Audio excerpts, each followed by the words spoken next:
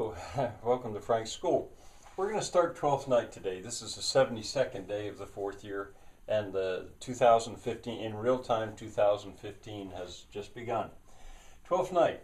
Now, I am going to be working from the 1996 version, film version. It is on YouTube. Here's the channel, Wattborg or whatever, and it's all there. The sound, I'm not sure. As ever, I hope you can get, in a classroom, I hope you could get a better sound. But use this version, at least if you're working with me. It's different from the play. It starts very differently from the play. There are some major changes.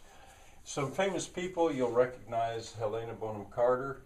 You won't see her in what I'll ask you to watch today. You won't see her yet. And Ben Kingsley. Ben Kingsley plays the part of Feste, or the fool, or the clown, he's called. And this movie opens with him speaking lines that Shakespeare didn't write, actually, and singing. And I had said earlier that there are things I don't understand about this play, and there's also some things I don't like about this play. Still, it's good. I mean, there's plenty to like a lot in here. The two songs that you'll hear bits of, "The Rain It Raineth Every Day," I don't know if that's the name of the song, but see, that line puzzles me. The rain it raineth every day, the wind and the rain. I don't understand the words to that song. Maybe I should study it, or maybe somebody could study it and make me a comment and tell me what's that about. I don't know. The other one, "Oh Mistress Mine, Where Are You Roaming?" That's a little bit more famous. Shakespeare did write some songs into his plays, not lots. I think he actually believed that songs could detract from a play, if I'm not mistaken. If you put too many songs into a play, it became different. Okay, now Feste's character is one of the ones that I just have some trouble with. I'll speak more about him later on, well, as he shows up. But in any case, this movie opens with his words, and you'll see him. You see him as at one point where he looks down. Hi, Kitty. Now, in movies, nowadays what you see on the screen is such a major part of the performance of the event. In Shakespeare's day, it was the words. The people had costumes and they carried props on, but they didn't have sets that they changed. There was no curtain. Shakespeare's play, it depends on its words. It's one of the reasons it's so great, because the words do the job. Now, this movie opens very, very differently from the way the play opens, and I'll say about that in a minute. But you get information that you need to know, and it makes for sort of an exciting visual to start. We find out that Viola and Sebastian are twins, I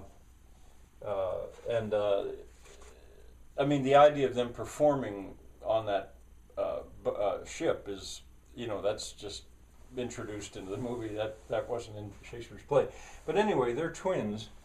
Antonio is the guy that you see. You don't exactly know why, but you see his image. There's a sort of a portrait of him right there at the beginning of the movie. Who is that guy? You might think, well, that's Antonio. He's a friend of Sebastian. Later on, he becomes important. The sea captain is a guy that helps Olivia out a lot. That's the character, and they are shipwrecked. We don't find that out actually in the first scene of Shakespeare's play, but rather in the second scene. They've been shipwrecked. They were separated. Each assumes that the other one is dead, and Viola is terribly sad over the loss of her brother. And we see it now from Viola's viewpoint. We very soon find out that the ruler in that land is a duke. He's Duke Orsino, and he is all sad all the time. He's just moaning around because this woman that he loves, or thinks he loves, he'd like to marry, Olivia, won't have anything to do with him or anybody that he sends. Because Olivia, well, for two reasons. One, maybe she doesn't like him that much, I don't know. But Olivia is deep in mourning. Her father has died within the year, and what hit her even harder than that was the death of her brother. So she's deep in mourning. She just wears a veil all the time and goes around in black and won't even think about the idea of a courtship. So we find out very early in this film version, we find out both of these things. We also find out that they're in Illyria. Illyria is this fictitious land, and at one point Viola says her brother is in Elysium. Well, Elysium is the flower-filled fields of heaven. What is it in Paris? The Élysée. I can't think of what the first word is, but anyway, the Elysian Fields was it goes out from the Louvre. Champs-Élysées. Champs is fields. The Elysian Fields. Anyway, they're in Illyria. She thinks her brother is dead. He's in Elysium.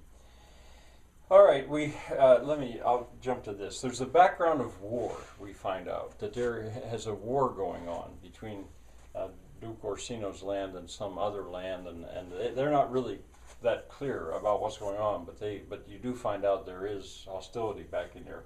Well, there's going to be gender bending. Shakespeare, he seemed to be very fond of this idea of gender bending. That's what I call it. It comes up in so many plays where a woman disguises herself as a man.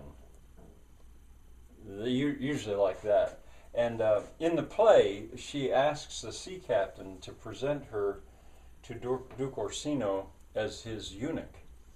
You might have some fun explaining that in a classroom. What's that mean, as his eunuch? But anyway, that way it would explain that she has this high voice. Cesario, I think, is the name she uses. She has this high voice. Well, she's a eunuch. But a male is what he's supposed to think. And that way she'll disguise herself, partly for her own safety's sake, until she knows what to do. She's actually quite, she's noble. Now, in the film version, the first you see of Duke Orsino, finally we come to the opening lines of the play itself. The play opens with the words, "If music be the food of love, play on. Give me excess of it." It's a pretty famous opening. Give me excess of it, that surfeiting the appetite may sicken and die.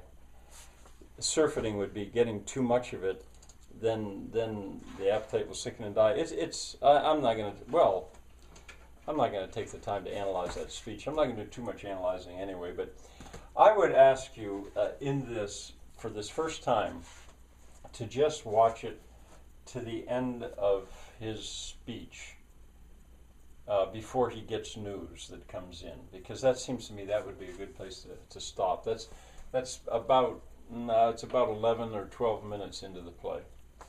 All right, well, we're on our way.